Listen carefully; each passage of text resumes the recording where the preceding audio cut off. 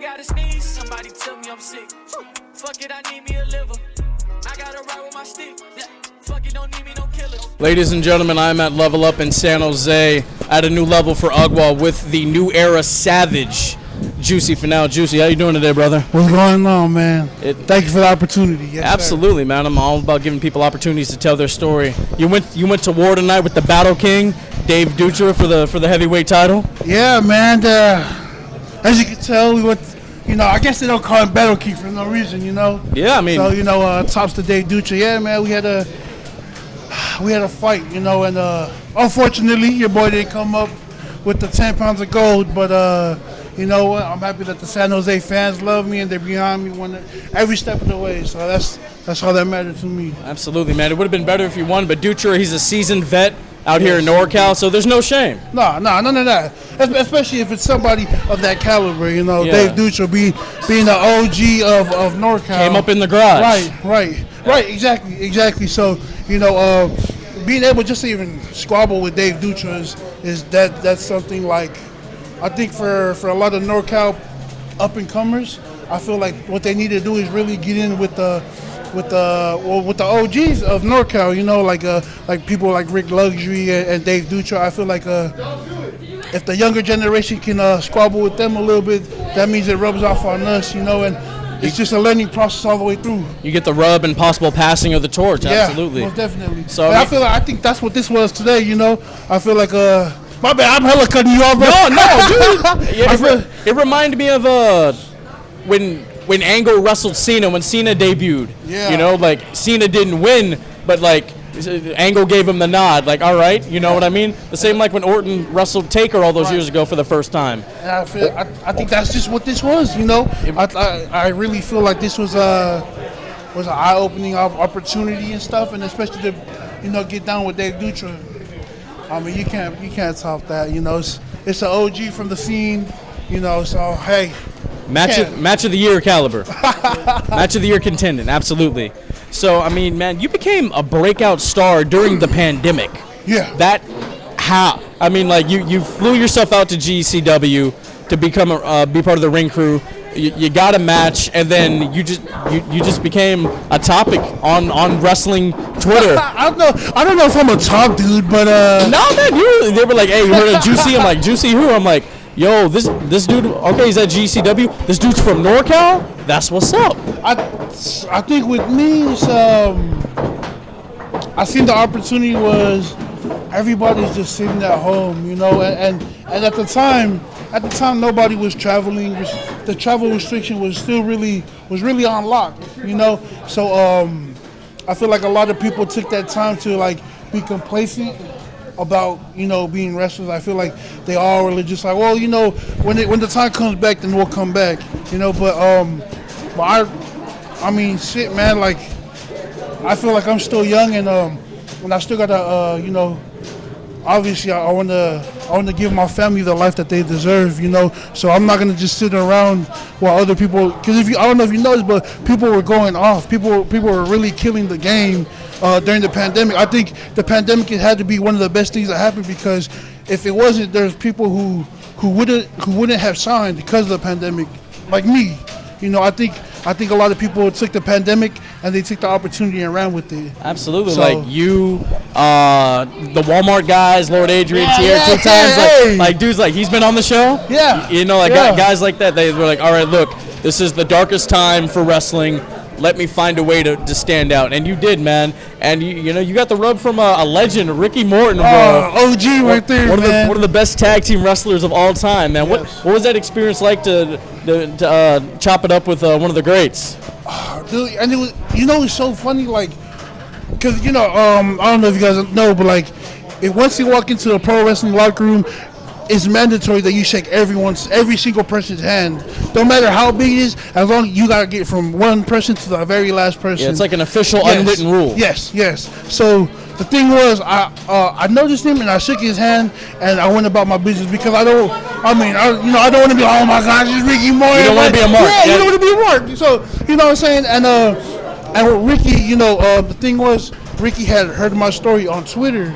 And it's funny that he's even active on Twitter. Like, OG's really be on there, bro. You know what I'm saying? So for him to even like he's the one that walked up to me, Ricky Morton or Big Toko, Ricky Morton walked up to me and was like, "Hey, are you the one from Twitter? Are you the one that flew from California and stuff?" And I was like, "Yes, sir, yes, sir." He was like, "You know what?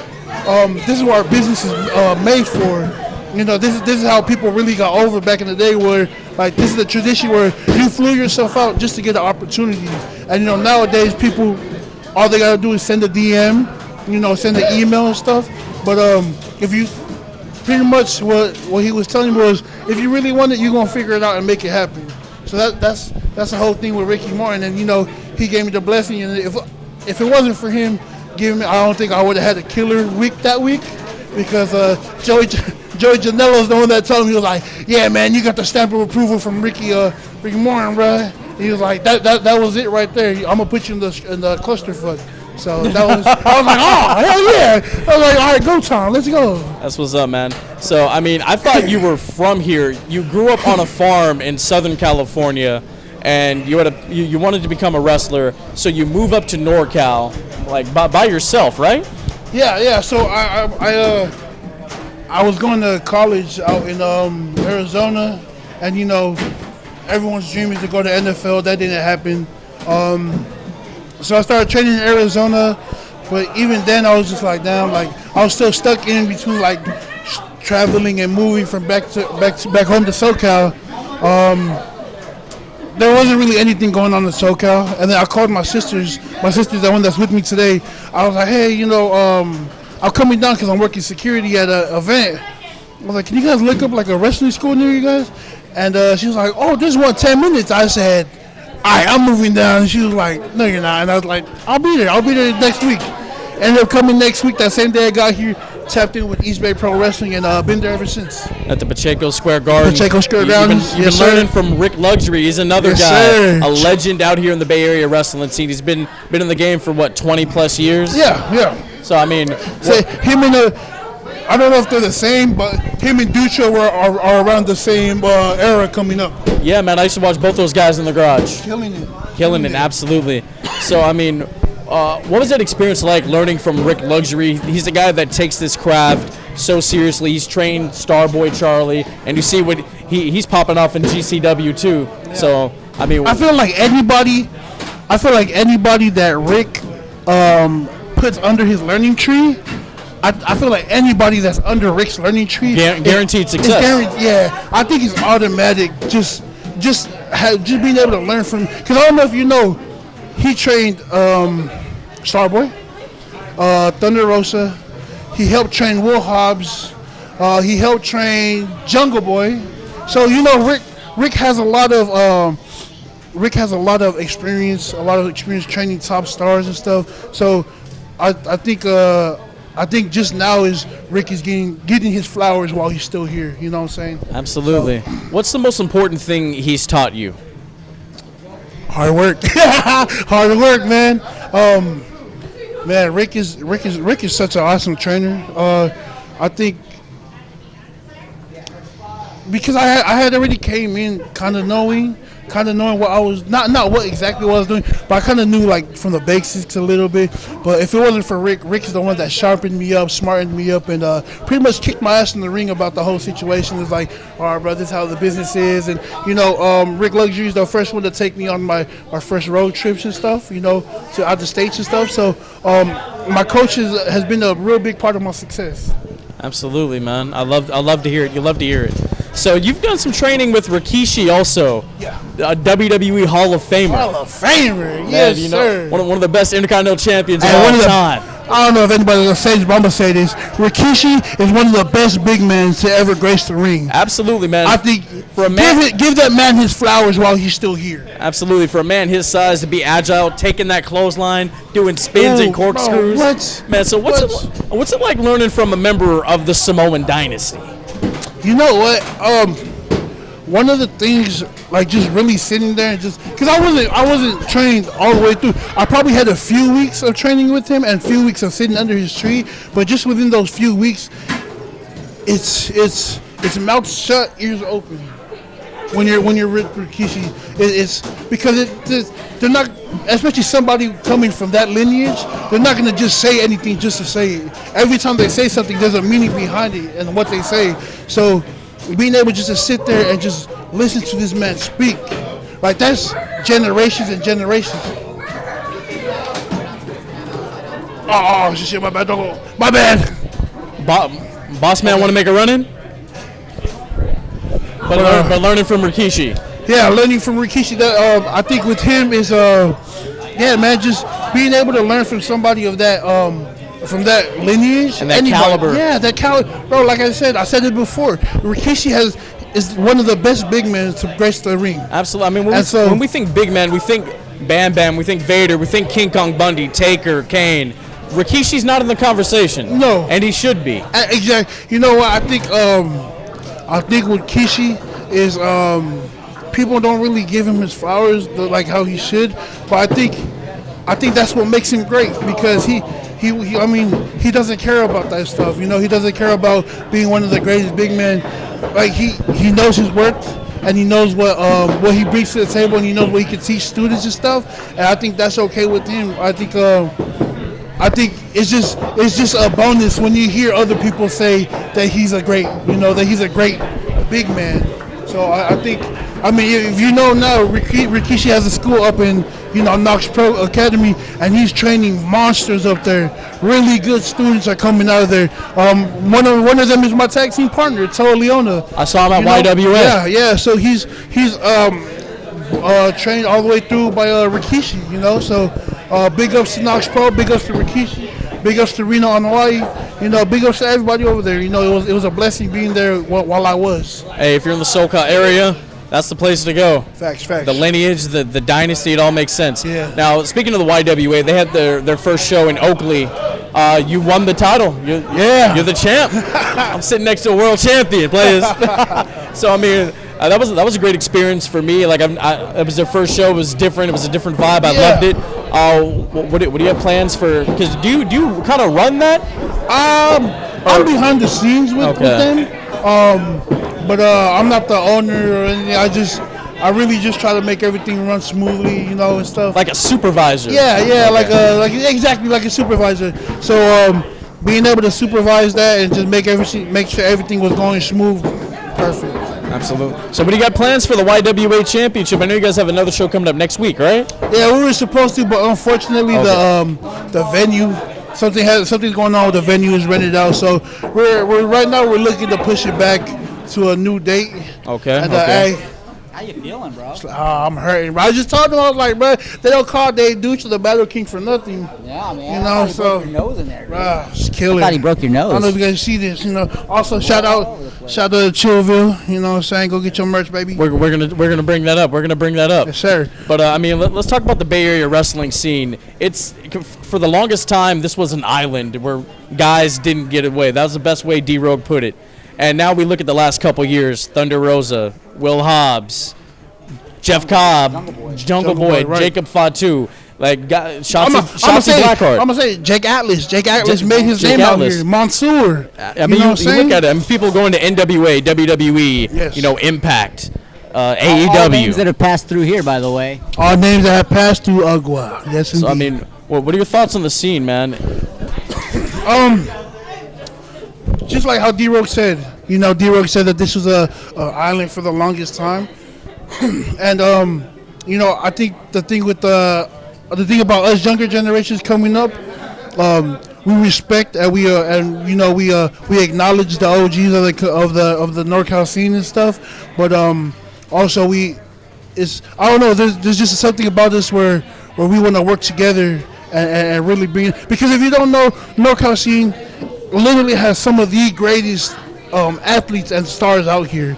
I don't know if NorCal gets that acknowledgement, but NorCal really does put out some really good talent. And when I talked to Rogue, he said he wasn't just good for NorCal; he was good in general. That goes for everybody that wrestles here. Yes. These guys aren't just good. These guys and girls aren't just good. They're for NorCal. They're good in general. And I think one of the biggest.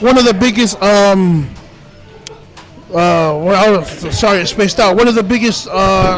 What the fuck is the word? One of the biggest things or factors. So I don't know if you guys watched GCW last week. I saw some clips, yeah. GCW had 7 matches on that card. 4 of those matches had NorCal talent. 4 of those NorCal talent was on a national stage with GCW last week. You know, Jack Cartwheel versus Jimmy Lloyd. You know, me versus Slack. Effie versus Dark Sheik. And of course, Starboy Charlie versus Lil Russ. So, you know, if you look at that should give you like, damn, NorCal's really coming up. Just we damn near covered half of that show. Not to include OGKG was announcing the thing. So that's 5 talents from this side, you know, and that's just the beginning. This right here is just the beginning for NorCal. Yeah, man. I mean, it was hot. It was unstoppable, you know, 2019. But then the pandemic hit. It put a halt on things, and we're building it back up. UGWA starting up. West Coast Pros coming back in July. Yes, sir. Hopefully APW runs a show this year. Like, things are happening for talent and promotions right here in the Bay Area, and you love to see it. You love to see it. I think it's beautiful, you know. It's beautiful. We don't have to wake up hella early in the morning and catch flights.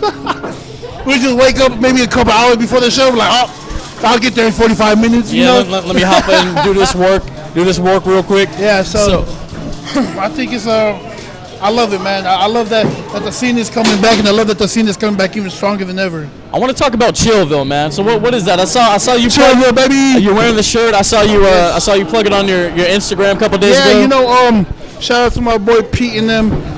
If you see my stuff, we're actually starting something really cool, you know. And one of the owners that at the studio that we're at, this is his company, you know. And so you know, if you guys find them on YouTube, it's Hella Loud Studios, or you can find the loudstudios.tv on YouTube. You can check their stuff out. But really what we're trying to do is, me and Jacob and Midas and Pete, what we're trying to do is trying to be the ESPN of independent wrestling, but with weed. Okay. You feel me? So it's just like, we're not, you know, tagged with anybody. Nobody's paying us. It's just we honestly believe that the independent scene is so overlooked that we don't get those types of, you know. Of course, WWE has you know, their news shows about this stuff. I think with us, what we're trying to do is we're trying to shine light on the not NorCal, but like any independent circuit that's going on. Trying to make sure everybody eats. Everybody eat, because you know what? When everybody eat, everybody happy. Exactly. That's really what it is. You know, we just trying to shine light, show blessings to everybody, and that's something that we coming through. You know, shout out Hella Loud Studios, shout out Chillville, shout out Pete. You know what I'm saying? Go get your merch, baby. You love to see it. So this is the rapid fire portion of the interview.